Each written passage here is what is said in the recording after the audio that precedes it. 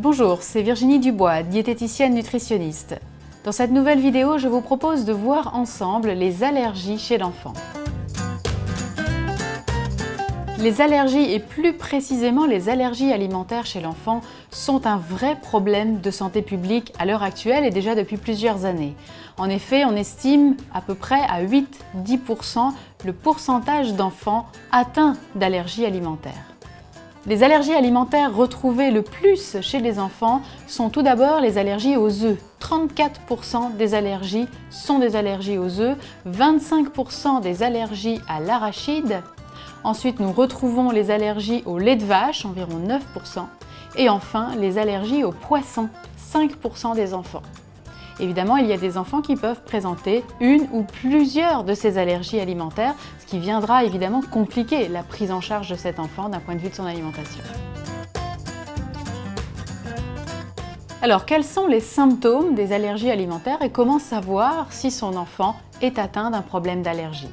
Les symptômes sont très variables, d'un enfant à l'autre déjà, mais aussi d'une allergie à l'autre, voire même pour une même allergie, deux enfants différents peuvent présenter des symptômes différents.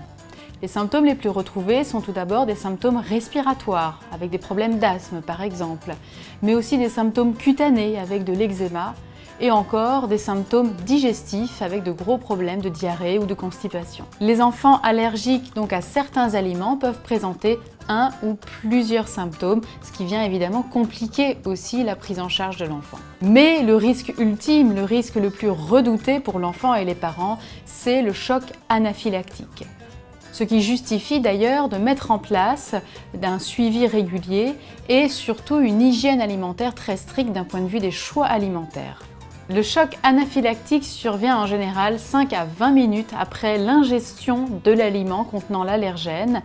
C'est un malaise généralisé avec des symptômes assez variables et multiples. On retrouve en général chez l'enfant des problèmes respiratoires, un enfant qui pourrait avoir un rythme cardiaque qui s'accélère et aussi des difficultés à parler, des difficultés à rester éveillé. Le choc anaphylactique doit se traiter immédiatement, d'où l'intérêt notamment de mettre en place des programmes de prise en charge dans les écoles et de prévenir l'entourage de l'enfant. Concernant le traitement, il est relativement simple à comprendre. Quand un enfant est allergique à un aliment, il faut tout simplement éliminer complètement l'aliment de l'alimentation. Tout en sachant que certaines allergies peuvent complètement disparaître quand l'enfant grandira. C'est le cas par exemple de l'allergie au lait de vache. En effet, cette allergie ne perdure pas après l'âge de 2 ans, maximum 3 ans. En revanche, le traitement des allergies alimentaires s'avère particulièrement compliqué quand il s'agit de parler de la vie sociale, des repas à l'extérieur de la maison et notamment des repas à la cantine. Les parents doivent notamment bien lire les étiquetages, bien repérer tous les allergènes présents dans tous les aliments, notamment les aliments industriels, et s'armer de patience pour prendre en charge cet enfant et lui préparer ses repas. Voyons ensemble donc le traitement de ces 4 allergies alimentaires les plus courantes chez l'enfant. La première, on le disait, c'est l'allergie à l'œuf. Dans le cas de l'allergie à l'œuf, il est évident qu'il faut supprimer tous les œufs et tous les œufs qui sont dans des préparations sous forme cachée. C'est le cas évidemment des gâteaux, c'est le cas de certains biscuits, c'est le cas de certaines sauces comme par exemple la mayonnaise, mais c'est aussi le cas d'œufs cachés par exemple dans les shampoings. On peut retrouver des protéines d'œufs dans les shampoings et on peut retrouver également des protéines d'œufs dans certains produits comme le fromage, puisque le lysosyme en l'occurrence, la protéine, peut servir à conserver le fromage. Donc l'allergie à l'œuf fait effectivement partie des allergies les plus contraignantes pour l'enfant et les parents. La deuxième allergie, qui est l'allergie à l'arachide, nécessite donc de supprimer les cacahuètes de l'alimentation, mais également, en général, d'autres noix, puisqu'on retrouve des problèmes d'allergie croisée. Par exemple, un enfant sur 2 allergique à l'arachide est également allergique aux amandes. Il faut donc être très prudent et supprimer pas seulement les cacahuètes, mais aussi donc les amandes, la frangipane par exemple, la galette des rois, tous les produits sous forme de noisettes qu'on peut retrouver sur les glaces, qui sont en fait des mélanges de cacahuètes, d'amandes, de noisettes, etc. Faire très attention également aux plats asiatiques où il y a beaucoup de cacahuètes. Surveiller, voire en général même ne pas aller dans les fast-foods où on retrouve beaucoup d'arachides également. Et puis il faut précisément surveiller les huiles, puisque sur de nombreux produits, il peut être écrit huile végétale sans précision. Et dans ces cas-là, le produit ne peut pas être consommé. Il est toutefois possible d'appeler le service consommateur du produit pour s'assurer qu'il ne s'agit pas d'huile d'arachide par exemple.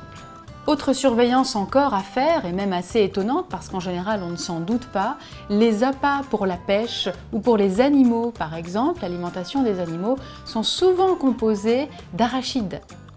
Or, pour les enfants allergiques à l'arachide, il suffit simplement d'un toucher ou d'une inhalation d'arachide pour pouvoir présenter des risques graves et notamment des risques de choc anaphylactique qui sont les plus retrouvés dans l'allergie à l'arachide.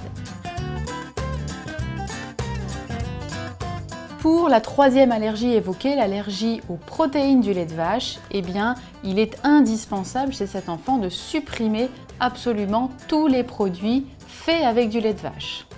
Alors, les laits classiques pour bébé ne peuvent pas convenir, mais ainsi que les yaourts évidemment, le fromage, le beurre, la crème fraîche, tout ce qui vient du lait est à ce moment-là interdit. En revanche, attention, les laits végétaux ne sont pas une bonne alternative au lait de vache, puisque déjà ce ne sont pas des produits qui conviennent aux besoins nutritionnels du bébé. Il pourrait y avoir des problèmes de dénutrition et de retard de croissance importants chez ces enfants. Et pire encore, si on prend le jus de soja, eh bien le soja est un allergène encore plus puissant que les protéines de lait de vache. Donc c'est vraiment remplacer un problème par un problème encore plus grave. Pour ces enfants, il existe des laits qui sont faits à partir du lait de vache, mais avec des protéines qui sont déjà dégradées et qui permettent donc à l'enfant de pouvoir consommer du lait et assurer une bonne croissance sans risque sur sa santé. Enfin, quatrième allergie, l'allergie aux poissons, qui nécessite évidemment de supprimer toutes les sources de poissons de l'alimentation. Les causes réelles de ces différents problèmes d'allergie alimentaire sont encore assez méconnues. Il existe toutefois quelques règles pour agir en prévention des allergies. Pour cela, on conseille par exemple aux femmes d'allaiter leur enfant le plus possible, idéalement au moins jusqu'à l'âge de 6 mois. Le lait maternel, en effet, est l'aliment le plus adapté pour le nourrisson, qui permet notamment de respecter son tube digestif encore immature de 0 à 6 mois. D'autres conseils de prévention sont donnés notamment pour les enfants qui viennent de familles à risque, autrement dit de familles où un parent ou les deux parents sont allergiques ou si l'enfant a déjà des frères et sœurs allergiques. Dans ces cas-là, des conseils de prévention un peu plus stricts, comme par exemple surtout pas de diversification alimentaire avant l'âge de 6 mois, pas de poisson et pas d'œufs avant l'âge de 1 an, absolument pas de gluten avant l'âge de 6 mois, et puis quelques fruits à risque comme par exemple le kiwi ou un légume, le céleri, qui doivent être conseillés uniquement après l'âge de 1 an. Et enfin, les noix et l'arachide, pas avant l'âge de 3 ans, donc pour ces enfants à risque plus élevé d'allergie alimentaire.